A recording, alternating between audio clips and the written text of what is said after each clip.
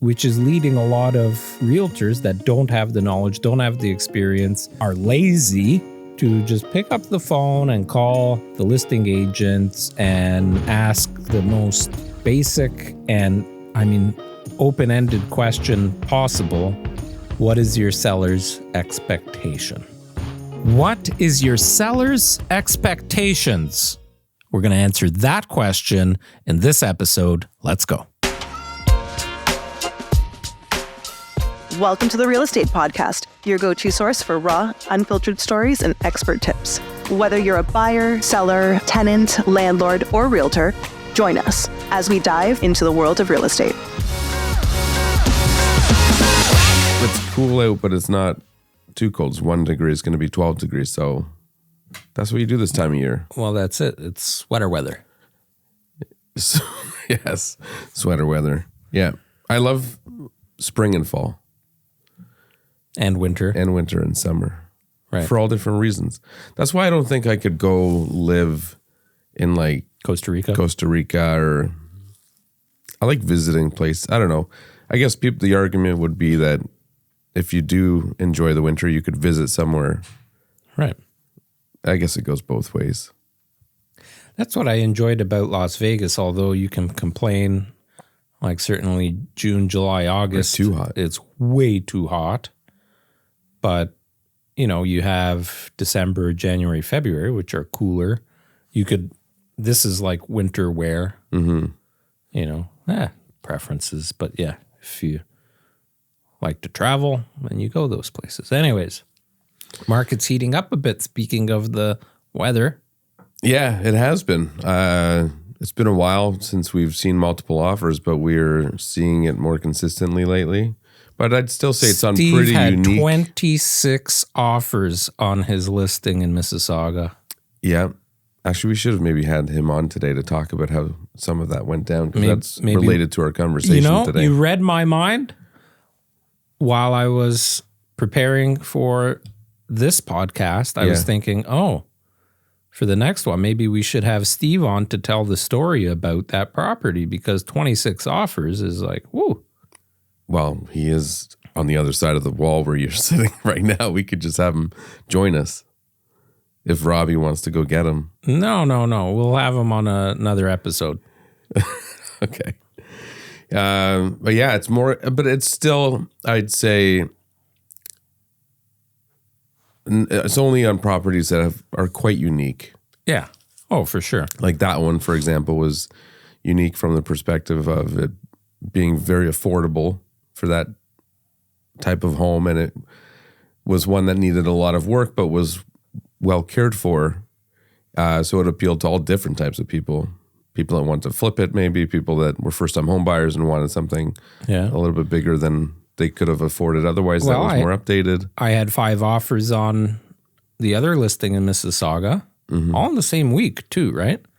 So we had seven of our listings sell in like 7 days. Robin had multiple offers. Yeah, Robin. I've had actually a couple of mine were multiple offers, just onesies, and Sylvia had multiples on one of her listings. So yeah, things are picking up. The snow, you see, the snow melts, the sun shines, but only for the properties that are priced properly. Trump has been quiet a little bit, sort of. Oh, did you see that 25% tariff he threw for April 2nd? Yeah. On the vehicles? Yeah, I'm not paying attention to any of it because it just changes every day. Well, it changes the way, I'm in the market considering a new vehicle. It's changing my thought process of what I might look at. Like you want to support Canadian? Yeah. Or non-American made? Yeah. Yeah. Well, like the RAV4 as an example is built locally. A lot of local distribution, like the parts that they use, are a lot of it's built and manufactured in Canada. Yeah. I've always, even before all this tariff I feel chatter, so fat today. I've always tried to buy, first I always try to buy Canadian with most things. Like my boots, source these from Quebec. My lawn equipment, Most of the electric battery-powered lawn equipment's from China. I managed to find a brand in Toro, a great brand made in North America. Some of it's made elsewhere, but the stuff I got was made in America, in the States. So that's not changed anything for me. All right, I wanted to talk about, I don't know, you see, I said specifically we should talk about this topic when I'm having a bad day. And I'm not having a bad day. I'm having an okay day. You just want to rant? You don't have to rant. It's a good conversation. No, it's definitely a trigger for me. Well, I think we need to implement that new video series we talked about where we not live broadcast, but we record our incoming calls on speaker so people can hear the types of conversations we're having. Yeah, we got to think and how can we do that ethically? You just beep out names. I don't know. I might have to call like the real estate associations and just fuck them. Cross-check. No, I say we just do it. Yeah. Because it's crazy. If some of these buyers knew how their agents were representing them, they would be horrified. You know, it's easy as a consumer to see what you can see. It's difficult to know what happens. Yeah, fuck you.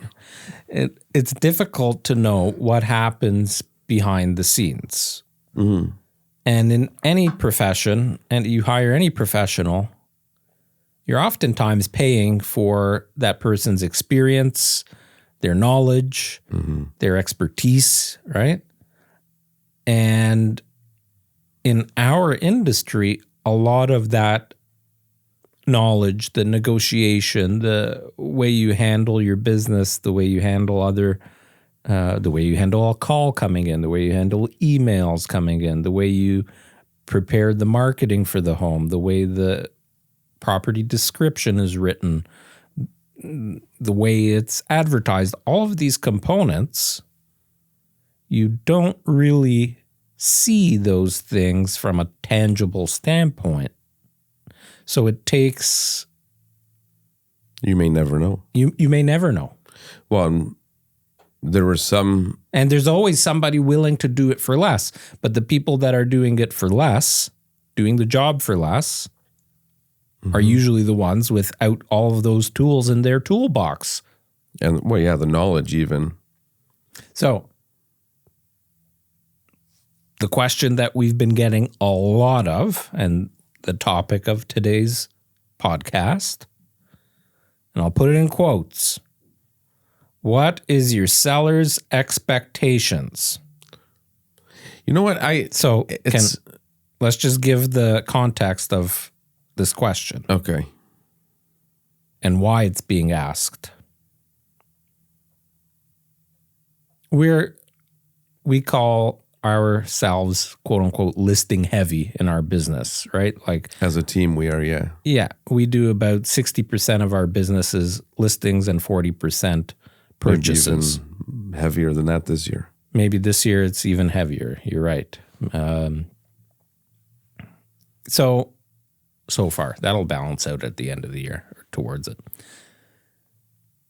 So in our jobs and in our team, it's in our best interest to make sure that we know our properties inside and out and fully understand what a buyer would be willing to pay for that home, and then dissecting that into making it appealing to the current market and coming up with a market strategy.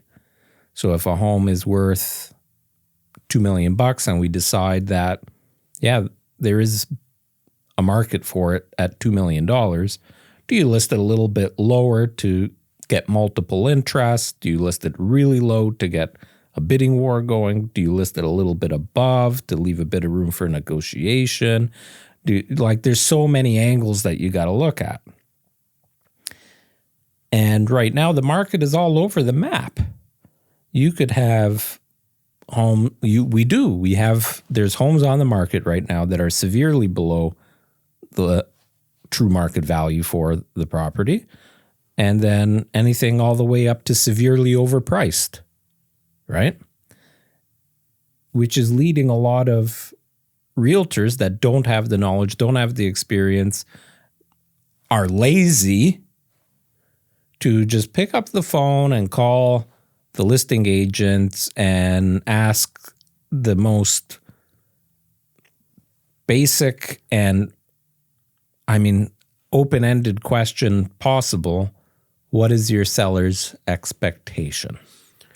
We criticize people for asking it, and I think overall it's a ridiculous question. But I do understand that sometimes some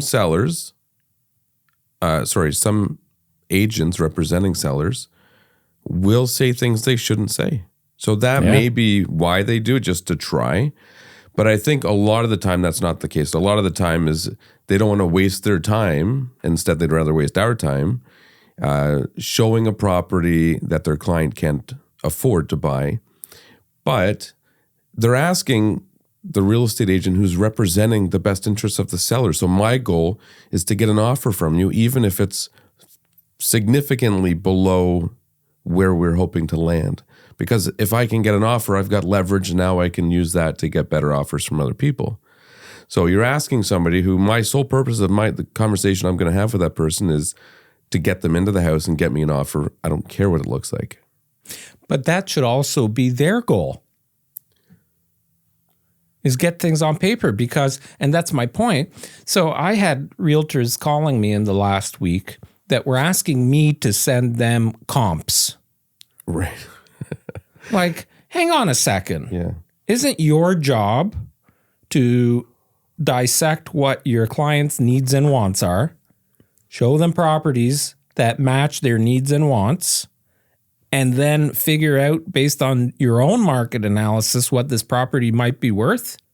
Right. Even before you go and show it, it doesn't take that much time to sit down for 3-4 minutes and figure out, okay, this house is 2,000 square feet, range. Double car garage. It's been selling between 1.3 and 1.4. Sorry, Mr. Customer, Mrs. Customer. If your budget is 1.1, you need to look at a single car garage home. Whatever. It's not that difficult. No. So, but here's the thing. What everybody is missing in this, and I hope we have a bunch of realtors that are listening to this episode. I'm going to plaster this episode everywhere because I think it's a message that realtors, especially newer ones or ones that don't do a lot of business every year, need to hear it. Stop asking this question, period. You're not going to get the right answers. You should have the answers. That's your job. Yeah, you should have the answers. But I'm just going to put a hypothetical scenario out there. So Adrian has a listing and it's listed for $999.9. And based on Adrian, I'm just giving you the scenario. Based on Adrian's market analysis, determines that it's a properly priced home. It's worth about $1 million, give or take maybe 1 or 2%. You always have that variance plus or minus a little bit, right? Now, let's say my buyers are pre-approved for $950,000, not $1 million, less than $1 million. And if I call you and ask you, what is your seller's expectation? As you said, you are representing the seller's best interest. So am I going to get a $950 number from you? No. I'm probably going to get an answer like, well, we are priced really well based on the property. Come in and show it, whatever. Yeah. Now, if I never made that call to Adrian because of his $999 listing, whatever, but I still show my clients, and my clients really like it, and I've told them, listen, I've done my homework on this property, based on the offering, it's actually priced really well. Well, we can't afford that. We're not pre-approved for that. Well, let's try an offer. Let's hit them at 920. Whatever, throw out a number. Let's hit them at that and see what they come back with. Like, at least it gets the process started, because you don't know what's going to happen between there and over the next 24 hours, what could happen. All of a sudden, your buyers might have called their parents and said, hey, we found this house that we really like. Is there any way we can borrow, $50,000 from you guys to make this happen, because we're not pre-approved for that amount? Or the seller might decide, oh, well, this is a nice couple. They want to start Perfect their closing. family here. It's a great closing date.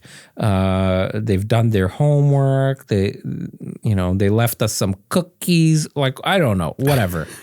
Well, It's amazing what can happen once things are on paper. yeah, I've had clients that left or didn't rehire their past agent because that agent didn't encourage them to spend a little bit more on a house that would have been much better suited to them. Right. And I think that's the real estate agent's responsibility, is to figure out what they need. Yeah. And a lot of these buyers, especially first-time home buyers, they don't even really know what to consider, right? In terms of size, location, all the variables, like how long do you plan to be here? What's your life going to look like in 5 years? There's a lot of considerations they wouldn't go through their mind. So that's the agent's job, is to make sure that they're showing them the right houses, maybe finding ways to get creative and spending a little bit more to get into that home. Because I don't know anyone that doesn't look back and say, oh, I wish I like me, I wish I had have bought a slightly larger home.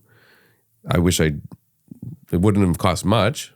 And in the grand scheme of things, it would have been minimal, and it would have probably satisfied us a lot longer. Yeah. And I've had clients too who I thought they wanted something much larger, and I talked them down from it because they were way overspending. They didn't need it, and they saved, in that instance, I think it was about $300,000. And they've been in their house now for going on, I think, 7 years, and they're happy. Anyway, this whole what is your client's expectation thing is really driving me nuts. Our seller's expectation is to sell the house for as much money as possible. That's their expectations. That's what goes through every seller's head. Shock. Right. Like, and this from always your happens buyer's before heads, they've seen it. Yeah. You haven't even, that's what I said. The guy's asking me to send comparables, what's your seller's expectation, asking me all of these things. Here's a scenario that played out on the home that we had 5 offers on. One of the realtors called me and basically said to me, listen, I don't want to waste your time or my buyer's time, but their budget is X. And I wanted to know if you think that it's worth sending that offer. And I very politely and very simply said, we have offers that are being presented later today. You've shown the property. They like the property.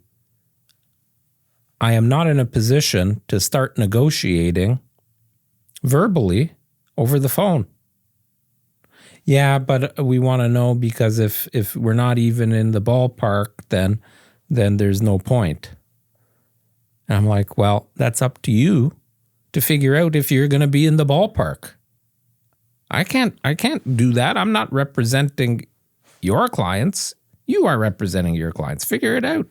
And I had a similar conversation with somebody else asking the exact same thing the day before. Mm-hmm. Hadn't even shown the property. Right. So wait a minute. You're negotiating the price, the terms, the conditions, whatever with me. Your clients haven't even, and you're doing it verbally, and your clients haven't even seen the property? You don't even know if they want to buy it? Why are you wasting my time and your own time? Yeah. And it's always the so agents. done. Well, you mentioned this the other day, and we experienced it all the time. It's always the agents with the most questions, and usually ridiculous questions. Stupid questions. The highest maintenance agents ever, who end up submitting the worst offer you could possibly expect. There was somebody that asked me what the thing on the wall next to the door is with all the buttons. It's the alarm keypad, like one of the most basic alarm keypads. Like my 7-year-old knows what it is. Yeah. And this quote unquote realtor, part of the 18 questions that person asked me in the email, that was like number 1 or 2 on the list. What is that? Steve had some good questions too with his. And that person submitted an offer. We had 5 offers on the property, and we were priced pretty aggressively, which is why it sold quickly and for significantly over asking price. But their offer came in below asking. Oh my goodness. Yeah. You just, and I swear probably 3 emails, 5 or 6 phone calls, multiple text messages, keep asking me all these things, and came in with by far the worst offer. Clearly didn't know what they were doing. Conditional on everything, closing date that's 100 days out, or 120 days out. Well, and this is what I think a lot of buyers don't know. Ridiculous. Exactly. Right? So they're going to be shopping for a house for a year or 2 before they figure it out. So I'm glad you brought that up, because when a seller interviews a realtor, they do so, a lot of them, focusing on how much do you think my house is worth and what are you going to charge, right? What's the commission? Yeah, well, what's the value proposition? What are you doing to sell the house? Yes, of course. Well, a lot of realtors miss that step, to be honest.